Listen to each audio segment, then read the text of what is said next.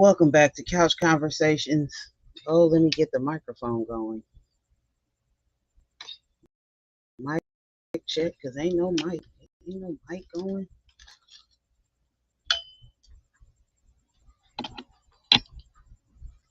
All right, I think we got some mic service now. Let's see real quick. My bad, y'all. My bad.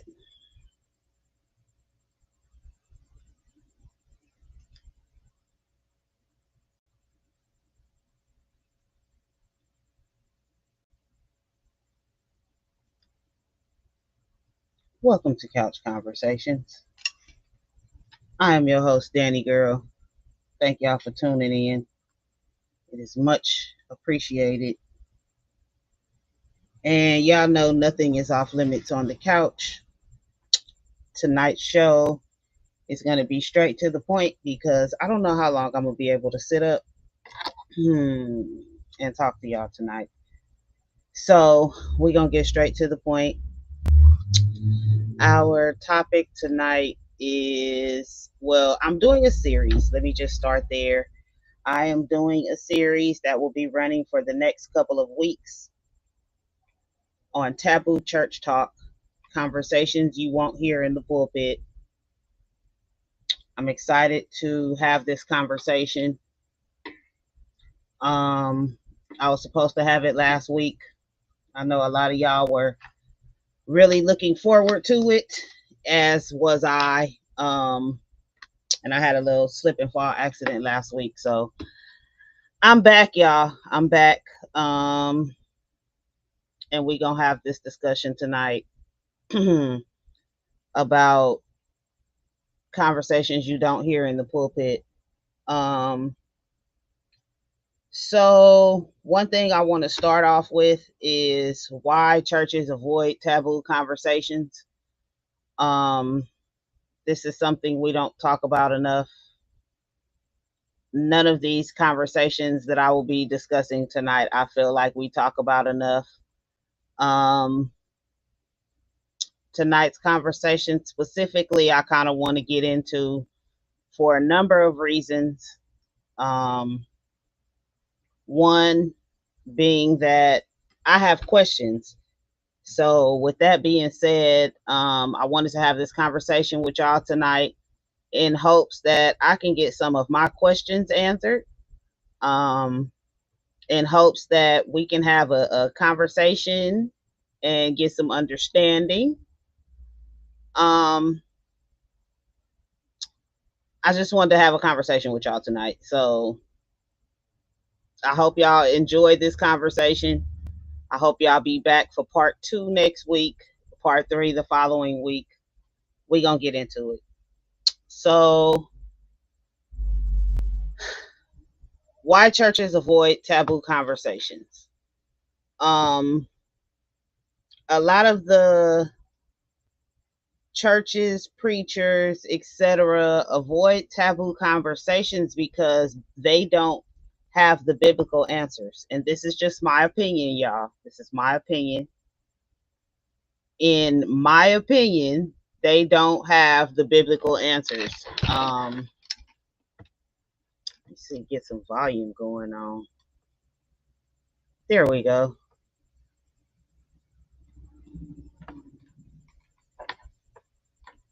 Because if I can't hear me, y'all probably can't hear me either. Okay. There we go. That's better. So a lot of this is going to be my opinion. A lot of this is not going to be biblical. Y'all feel free to tap in on this conversation. But in my opinion, the reasons why churches avoid taboo conversations is because they don't know the answers. They don't know where to go look in the Bible to give you the answer, so they avoid the conversation. And the reason I said this, and this is in my opinion, is because I have literally seen this. I have been in a Bible study where people have asked questions about things, and because they couldn't answer biblically, they just didn't have an answer. For those of y'all that are watching, please share the live. Please invite people to the live. We want to have this conversation. So silence is used to control the narrative of certain things. In case y'all didn't know, if we don't talk about it, it don't exist. Silence is also used to avoid controversy, so that's why a lot of these subjects are avoided. People don't want to offend members, especially their tithe-paying members of their church. Some people want to uphold church tradition to protect leadership reputations. That's a very big one. A lot of things are not addressed in the church because the pastor or the leadership doesn't want their reputation blemished. So a lot of things are not addressed to keep the reputation cleared up. Let's see. Old members don't want to hear it. Yeah, that too. Just recently in talking to different people about church that a lot of the older members are stuck in their ways and they don't want to modernize certain parts of the church, which is needed.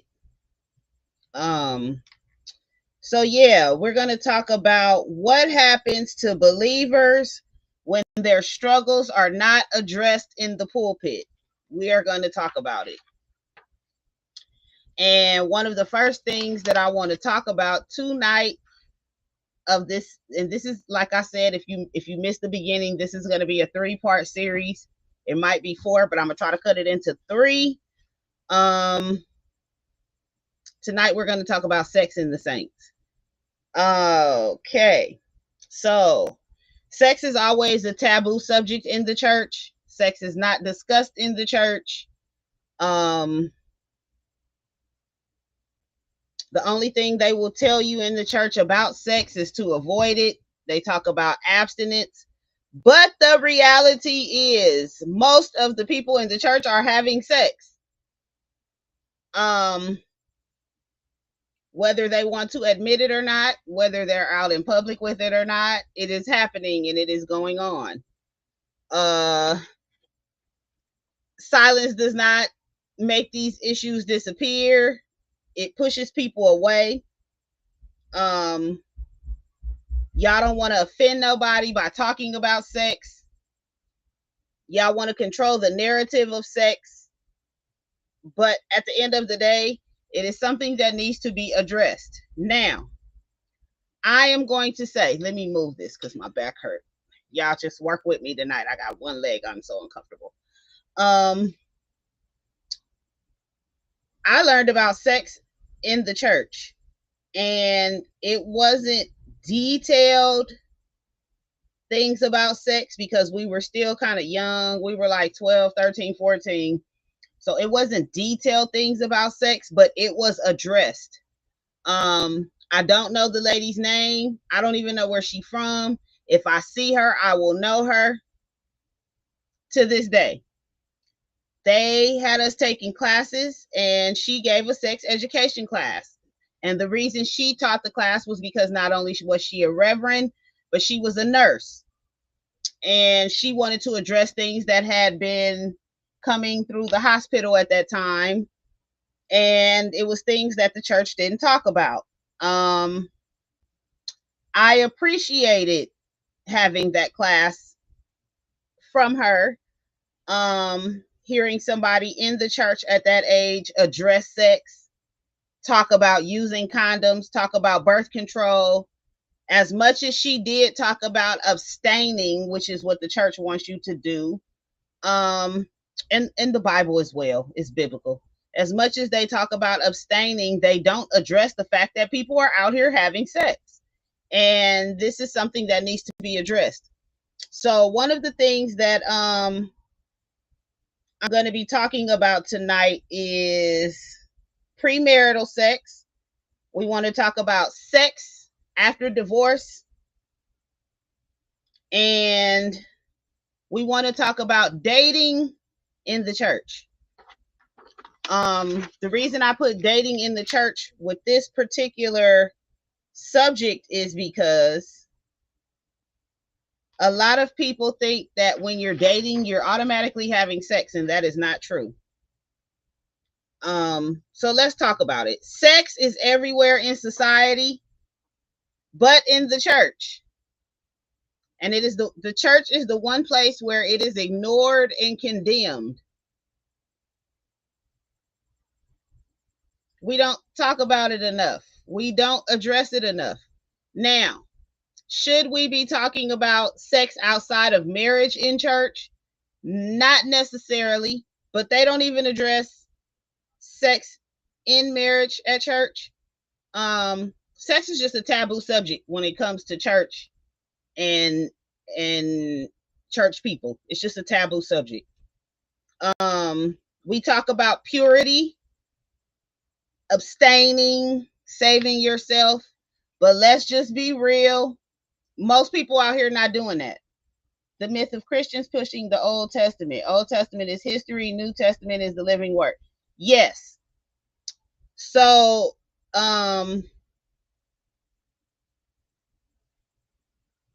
most people don't want to talk about the fact that sex is going on inside of the church, whether we address it or not.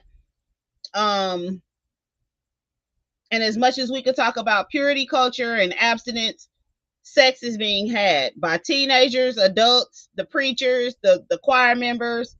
I don't even know if we should talk about sexuality because y'all gonna own one about sexuality, but we probably need to address that too because there's a lot of LGBTQ plus people in the church, and we act like they're not there. We act like they're not directing the choirs or singing in the choirs. We act like they're not the musicians. We act like they're not the praise team, and we know that they are, and we don't address it. So I have a question for those of you that are watching. Y'all ready? Y'all ready? Should we address sexuality in the church? I want to know, should we address it? Because church people are quick to talk about it's an abomination when it comes to LGBTQ people. And they're quick to pull out scripture on them. They're quick to talk about them and condemn them to hell. But isn't it also a sin to have a wife and be sleeping with someone outside of your marriage? Is that not a sin as well? I mean, let's talk about it. Y'all know if I'm going to start addressing sins in the Bible, we're going to talk about it. Is that not a sin? Is it not a sin to cheat on your wife? And let's talk about this. How about this? What we don't want to talk about is when you take on a position in the church, especially one of leadership, you want to be a youth pastor, you want to be a pastor, a bishop, an apostle, you want to have high in the church. Y'all love to have titles, but don't want to follow the rules. So let's talk about these bishops that go out of town and leave their wife at home because they going to the conference and they sleeping with people at the conference. Let's talk about the pastors that are sleeping with the choir members. Is that not a sin? Are you not cheating on your wife? Let's talk about it. Let's talk about the people that go out every Sunday after church. And I've brought this up several times on this show. They go out after church, eat, get full, and commit the sin of gluttony. Let's talk about that. Let's talk about those of you that cannot get dressed on Sunday morning in less than an hour because you have to look a certain way. Is not vanity a sin? I just want to talk about it. Because tonight I want to talk about sexuality in the church. And I know the first thing y'all gonna start telling me is what the Bible say. But if y'all start pulling out the Bible on me, I'm gonna have to start reading y'all on the Bible because y'all sin every day and don't want to talk about it. but y'all are quick to condemn somebody about their sexuality or about having sex, period. Y'all love to talk about the girls and how they come to church dressed. And let me tell y'all something, because I'm finding this out myself. Just because these young ladies dress a certain way don't mean they out here having sex. I just want y'all to know that.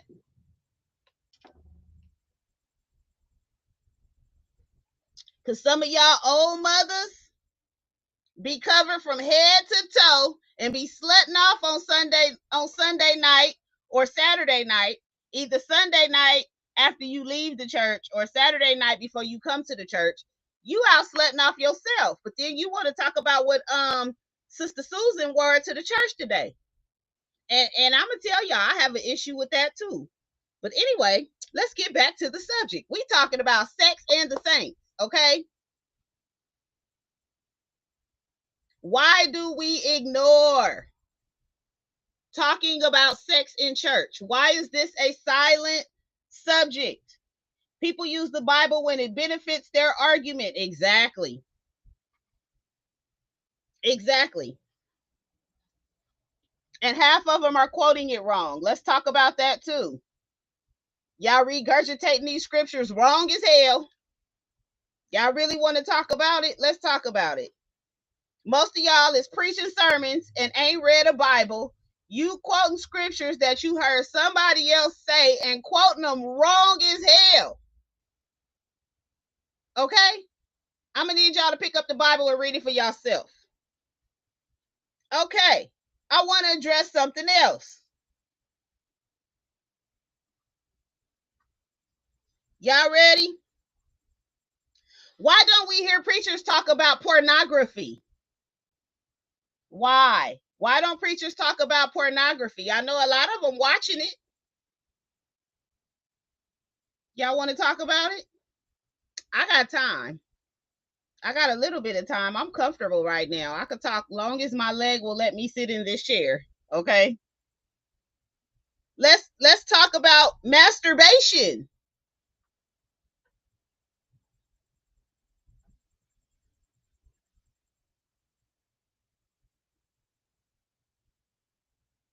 Y'all don't hear that addressed in the pulpit, do you?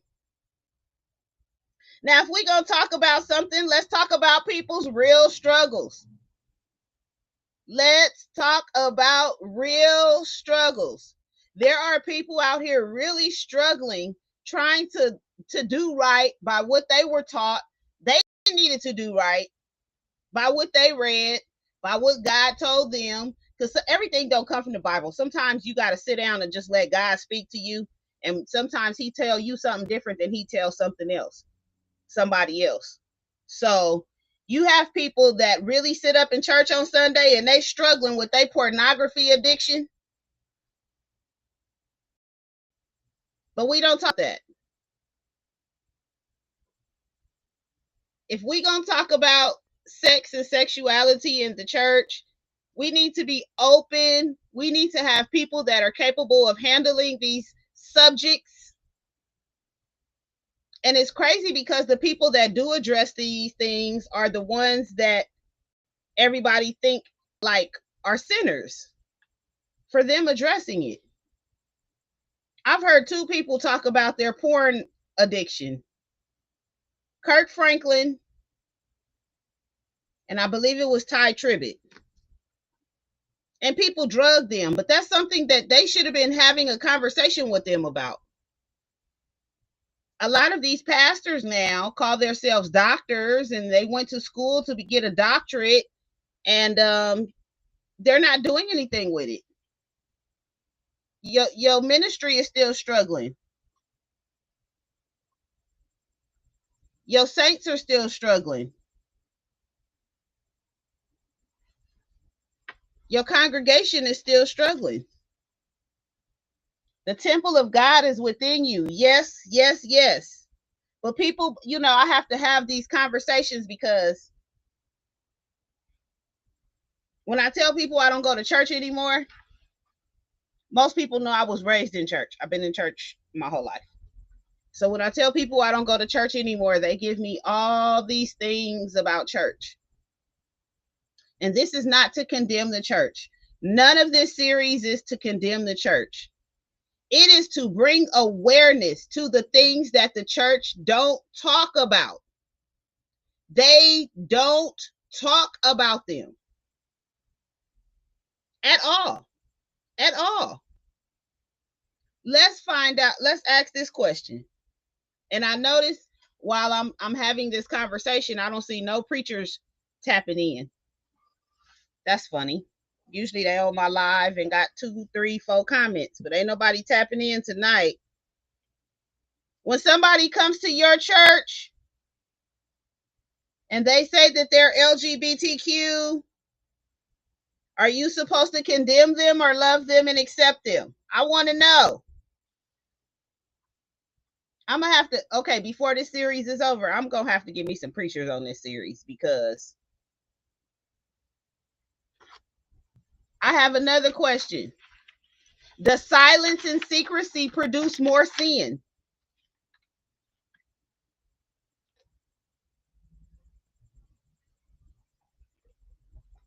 In case y'all didn't know, Couch Conversations is sponsored by Hazelade. I got to let y'all know that I don't have my bottle out right now. I'm not drinking Hazelade today because I'm on medication and I can't have the alcohol with the medication. But y'all make sure y'all get some Hazelade. Ascot Records, records with a Z, LLC.com. You can also go to divinemanagement.weebly.com. Hazelade, y'all. Couch Conversation sponsored by Hazelade.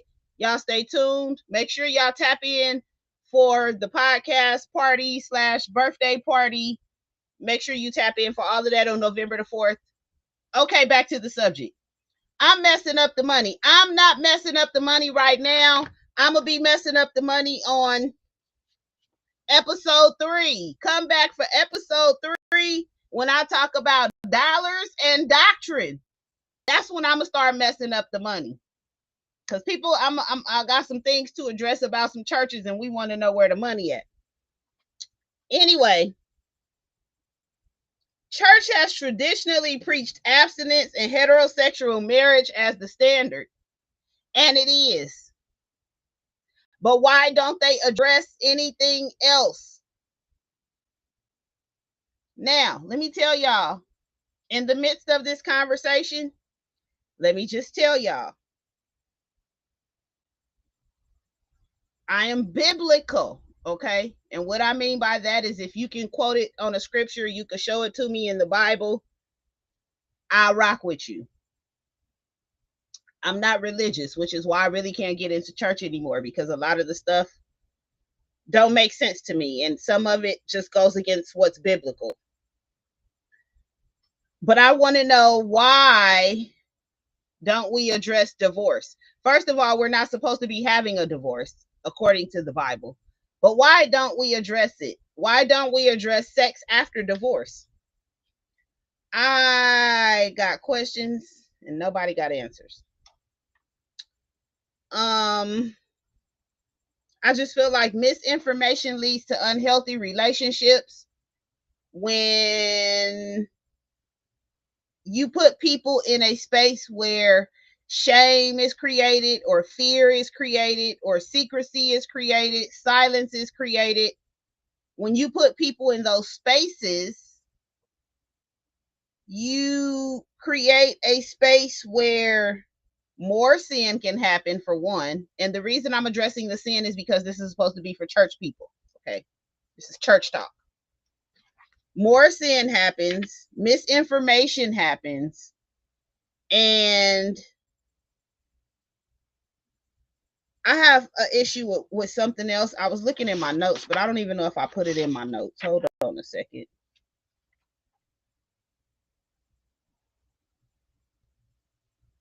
I thought I did. Oh, yeah, I did. Okay. So, by sex not being addressed in church or by church people, y'all do realize this creates a space for y'all children to learn about sex from school, And if you know anything about learning about sex from school these days, you do not want your children learning about sex because they're teaching them about same sex stuff. You know, we talking about sex. And okay, first of all, we're talking about taboo church talk, but tonight specifically, we're talking about sex and the saints and how sexuality and sex is not addressed in church.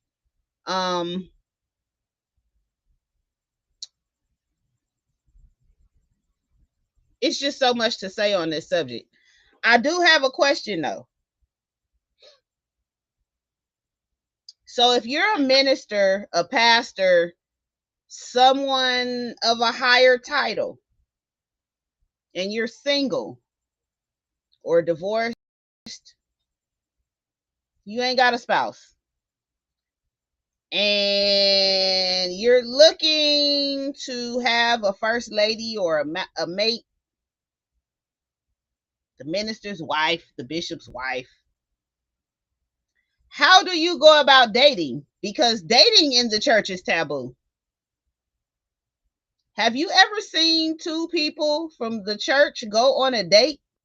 The church turns into a whole gossip column about the two people on a date. But at the same time, y'all want people to be married. So my question is, how do we get to the marriage without the dating?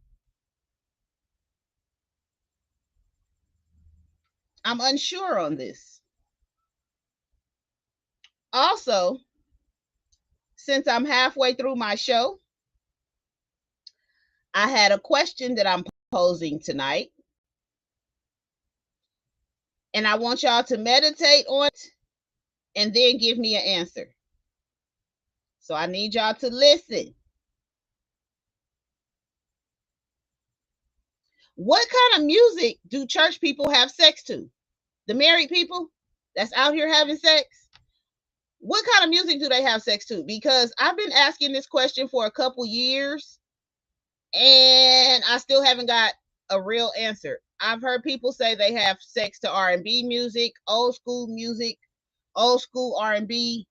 I've also heard people say they have sex to church music. Now, if you're having sex to church music, I want to know what you're having sex to. If you call yourself a church person, you're having sex to. Because some of y'all act so holy and thou. You don't go to no R&B concerts. You don't listen to no R&B music. You condemn everybody that does. You're just so holier than thou. If it's not John P. Key or Hezekiah Walker or Mississippi Mass Choir or Lee Williams or the Canton Spirituals or some old school something, y'all don't want to hear it. So I want to know what y'all out here having sex to.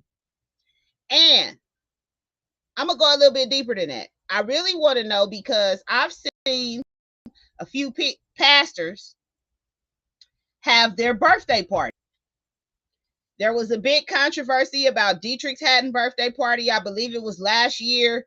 He had his party and his wife twerked on him. First of all, that's his wife. And they still young. But everybody had an issue with his wife twerking on him. But that is his wife. And the Bible does say that the bedroom is undefiled. If you know what that means, then you know. So, if it was a big deal about them being grown and being married, I've seen people have comments about preachers being at R&B concerts. I actually seen a preacher take his wife to a R&B concert, and it was so much like hoopla about it. So my question is, what are y'all having sex to? This nigga said the God in me. You know what? BB and CC Heaven. You just pulling these songs, or are you really giving this some thought? Because this is scary. I want to know. So I want to know, how are we dating to marry if you're not supposed to date, and I want to know what the married people having sex to. Now, something else taboo that the church don't talk about, because I'm just gonna keep it moving because I got notes to fill up this whole little hour.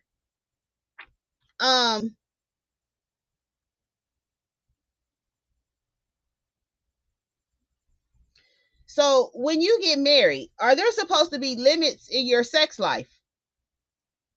Because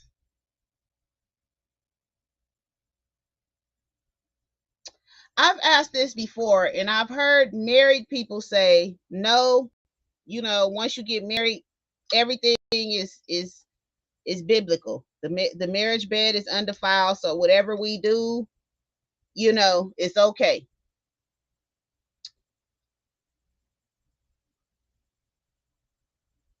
I'm trying to figure out, like, is there sin inside of the marriage when it comes to sex? I guess that's what I'm trying to figure out.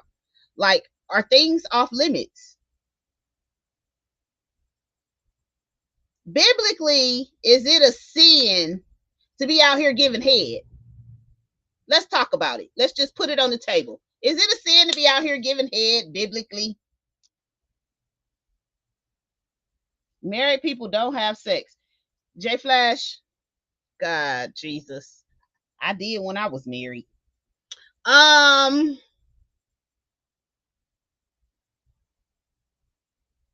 Is there sin within sex? That's what I want to know. Like, if you get married and have a threesome, is that sinning? I mean, yeah, it is kind of. I know why, but I want to know what y'all opinions are. Is it sinful to be out here giving head and doing some of the nasty stuff y'all do in the bedroom? Is that sinful?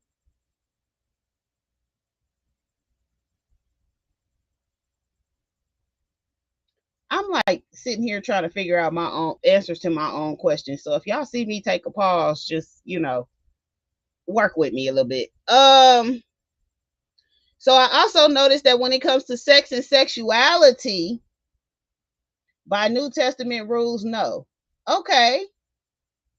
I'm wilding. I'm asking questions. This is couch conversations, is grown folks talking, having a conversation.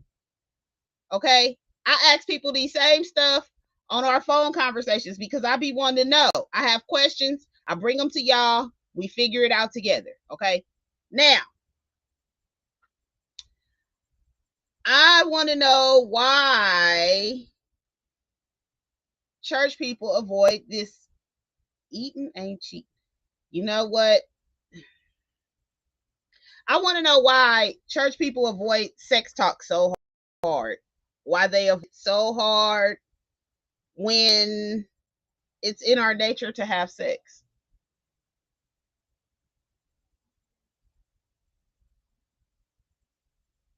I just want to know why this conversation is so taboo and why we don't have real conversations. I want to know why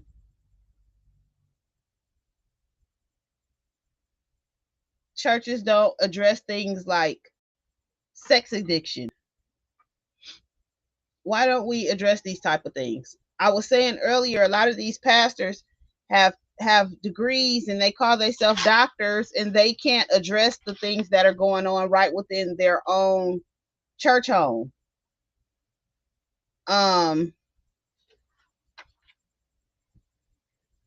Yeah. Okay.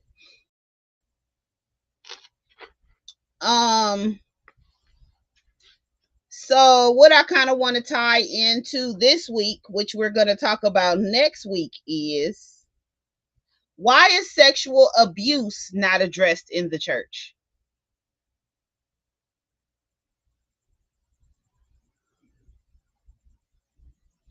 Especially in leadership.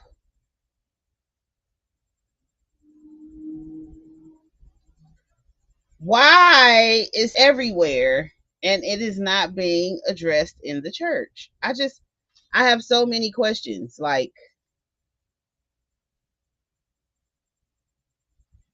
I got 20 minutes. Okay, listen, we gonna start on next week's subject. How about that?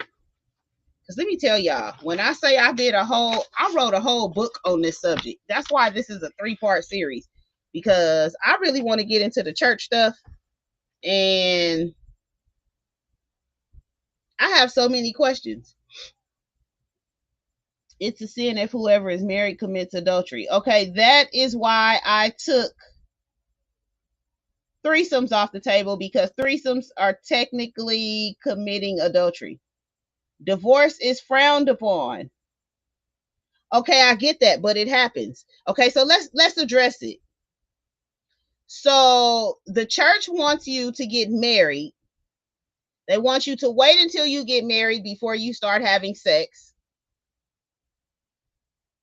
In the process of waiting, you're dealing with pornography and masturbation, which none of this is being addressed.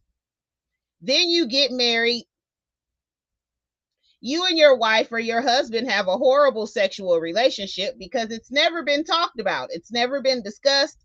They've talked to you in marital counseling about everything but y'all sex life and if y'all are sexually compatible. So now y'all get together and things are good, but y'all sex life suck and y'all end up with a divorce. Whose fault is that? I want to put partial blame on the church for not addressing any of this before y'all got married, but wanting y'all to get married. I'm just saying. So before we put pressure on people to get married, shouldn't we be addressing things in marital counseling like sex, just like we do everything else? Okay, let's see. Let me read this comment. I think a lot of pastors don't address the situations because they are so afraid. Okay, so that is what I asked earlier. Are these subjects ignored because people are a fear of offending members and losing them? Are people trying to uphold tradition? Are people trying to protect their reputations? Why is it taboo in religious spaces? We got to get into these conversations we don't hear in the pulpit, because I hear a lot of people saying, well, social media is making a mockery of the church. And let me just tell y'all what I believe. I do believe in some instances, social media does make a mockery of the church, and they got a whole page where they just put stuff on there. In some instances, they do make a mockery of the church. In some instances, the church is making a mockery of itself. I just believe that a lot of this stuff needs to be addressed in the pulpit. Or not necessarily in the pulpit, just in the church, period. Because what people see as social media making church look like a mockery is not necessarily true. Let me tell y'all something. A lot of this is y'all own shit that's being exposed on social media. Y'all go up in church and make a mockery of yourself. Somebody records your fuckery and post it on social media. Some of y'all need to stop playing in church. I see a lot of that. A lot of people go in church and they want to play. It's play time. No, play time is not when you come in. Danny taking money out these hustlers' pockets. I told you to wait till episode 3 when we get to dollars and doctrine. Okay. I'm just like I have so many questions still, because we still didn't get them all answered.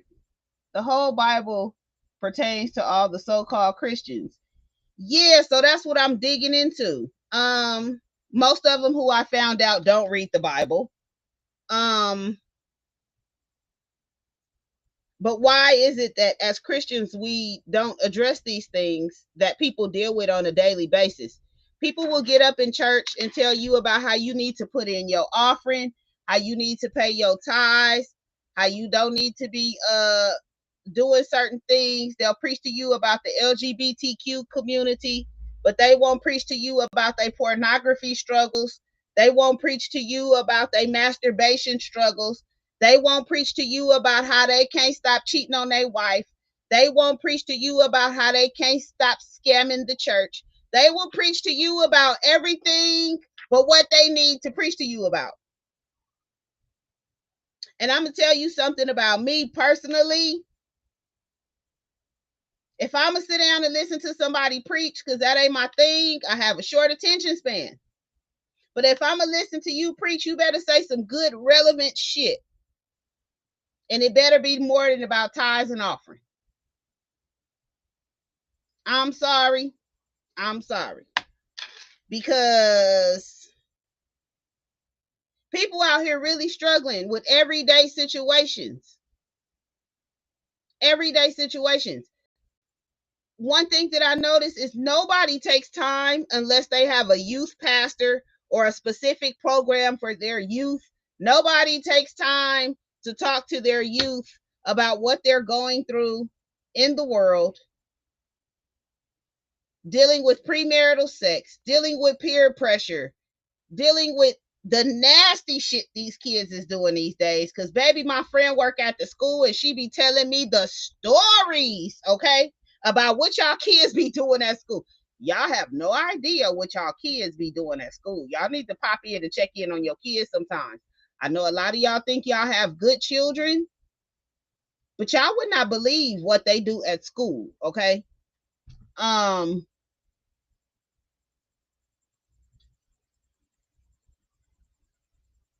It is not a book to pick and choose what applies. That is exactly right.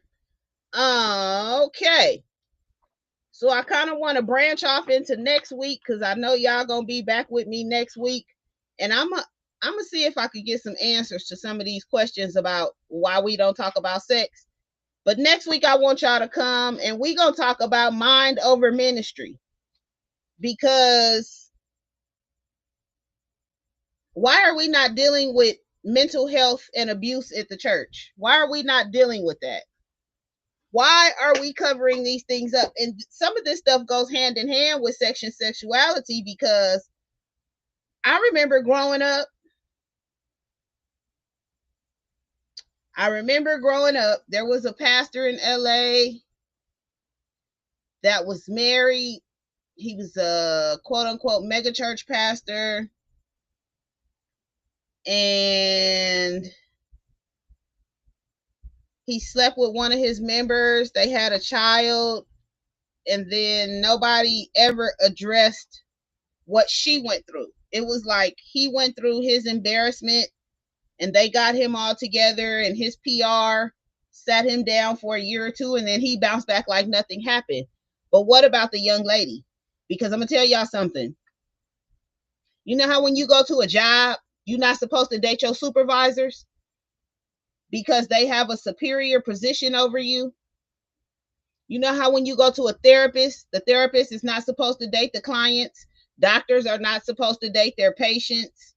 Y'all know this, right? So why is it okay for a pastor to have any type of relationship with a congregant and it not be addressed? And then when it is addressed, the congregant is wrong, but the pastor is the one in the leadership position.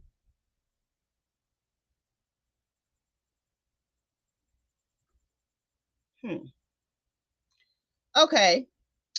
And I be wanting to know, because I watched this lady yesterday and she preached this amazing sermon on forgiveness. But in the process of her forgiveness, her husband had a baby with the congregant. She blamed the congregant and took the baby and raised it as her own and stayed with the husband and had more kids. I'm trying to figure out, how was the congregant wrong when your husband was the one in leadership? They both wrong. Okay, let's just say that. They both wrong. But I'm saying, I'm using this in the same way that it would apply on your job. If you're a supervisor on your job and you sleep with somebody that has a lower position than you, you are the person that's blamed because you're the supervisor and you know not to fraternize with your employees. So why doesn't this apply in the church? Why is it that lawyers are dealt with when they sleep with a client, doctors are dealt with when they sleep with a patient, therapists are dealt with when they sleep with a client? All of these people will lose their license. At any job you go to, you're not supposed to fraternize with co-workers on a lower level than you. Why is it okay in the church? Why is it okay in the church for leaders to sleep with members and congregants and nobody says anything? And then when they do, they're the congregant, not the leader. The church is the only place that I know that covers for people's bullshit. I'm not gonna lie. It's not the only place. It's just a place where it happens a little more than other places. And the reason I say that is because this goes back to a few weeks ago, last month. We talked about Black family trauma, and we really went in about Black family trauma, and that led back to the church as well. We need to address some of these taboo conversations. We need to bring them out into the forefront. Nurses is the highest rated cheaters. Yeah, that's what I heard. Nurses and Amazon workers. We need to address these issues. So over the course of the next week, 2, 3 weeks, 4 weeks, however many shows it take me to get this out, I said I was going to try to do it in 3. This is what we're going to talk about. Next week, we will be talking about,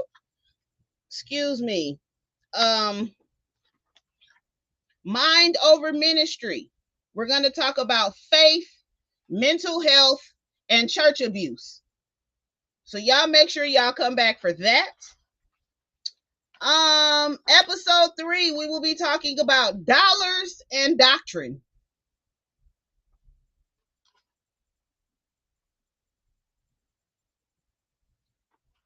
When you start talking about church and money, I could go all day about that. We'll also be talking about women in the pulpit and why is it so taboo for women to be in leadership positions. And we'll also be talking about power, politics, and the pulpit. Okay? So y'all make sure y'all tap in because we're going to get some of this stuff taken care of. We'll also be talking about the next generation of church leadership. We're going to have special guest David Jackson come in for that because I love to hear his opinions on certain subjects. So y'all make sure y'all stay tuned. But I got questions about why aren't we talking about these conversations? I know people are fear offending people. Some people want to control the narrative. There's also a big generational divide that has a little situation going on right there. As much as we are black, all black people ain't raised the same way, so some of it is cultural. And yeah, I just want to get some of these taboo topics and talk about them. I really want to get to mind over ministry and dollars and doctrine. Those are the two that I'm really, really interested in talking about. So y'all make sure y'all come back next week, okay? Any last questions before I get out of here? Because I got a couple minutes left. I just want to tell y'all this. At the end of this series, my goal is to try to heal some of the spiritual wounds that are out there still leaking. I want to address some of the people who didn't feel relevant in church. I want to talk about some of the things that we don't talk about so we can heal if you've been hurt. Church is a double-edged sword. It's a double-edged sword. And I've always felt like that. But I just wanted to address some of this stuff with y'all. And we not done. We not done because I'm gonna tackle this a couple more times until I get some answers, because I still don't have all the answers I want from tonight. But thank y'all for tuning in. Y'all did give me a few. Y'all make sure y'all come back. So if you would like to be on Couch Conversations Live, please email me, couchconversationslive@gmail.com. Also, you can message me on IG at Couch Conversations Live. You can also catch old episodes of the show or book on the website at divinemanagement.weebly.com/couch conversations. And make sure you subscribe on YouTube at The Real Danni Gyrl. You can also show your support by Zelle or Apple Pay at 702-578-6716 or Cash App and Venmo at The Real Danni Gyrl or $ The Real Danni Gyrl. And just to let y'all know, I have received a couple of donations. Thank y'all. Anything that you send to support the podcast will be going to build up the podcast studio. So the podcast studio will be up. Y'all know we having the grand opening for my birthday. So if you don't have that information, tap in so I can send you the RSVP link. But any donations I receive will be going to beautify my podcast studio. And thank y'all. For anybody that wanted to bring something for my birthday, I know a couple people asked me about gifts and things like that. I have a Target wish list. So if you are on the RSVP event site, if you go on there, there's a little Target wish list with a couple of things. I didn't put a lot on there, just a couple of things I wanted. Make sure you join us on Tuesday nights for the Danni Gyrl Show at 8 p.m. Pacific Standard Time. Download the Podbean app so you can catch it live. You can catch the playbacks on the website, divinemanagement.weebly.com/Danni Gyrl Show. Also, submit your music for the show. You can send it in to therealdannigirl@gmail.com. If you have any questions or you would like to be on the show, make sure you send me a message. 702-578-6781. Please text, don't call, because I will not answer if you call me, but you will get an instant reply if you text me. And also, we are still shooting Couch Conversations Live, Date with Danni, the reality series. So if you're interested in being a part, please tap in with me at couchconversationslive@gmail.com. I still got a couple of little spaces to go on a date. And yeah, I'm just letting y'all know, in case y'all didn't know, last week we didn't have couch conversations because I was in the hospital. I slipped and fell.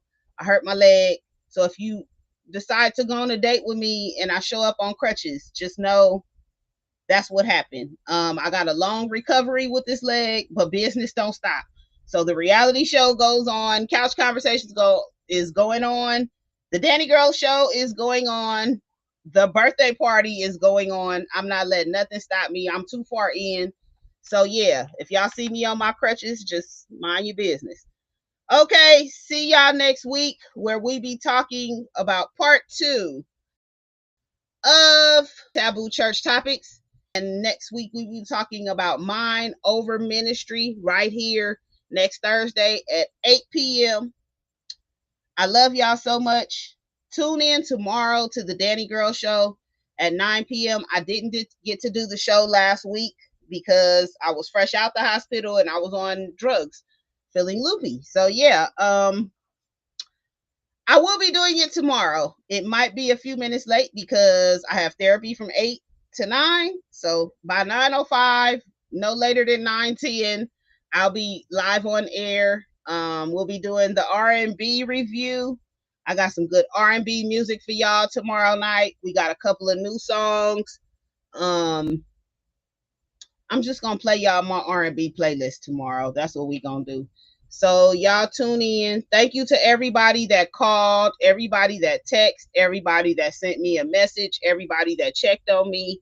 Thank you to everybody. Special thank you to my kids. I appreciate y'all so much because, man down. See y'all next week. I love y'all so much. Peace and have a divine night.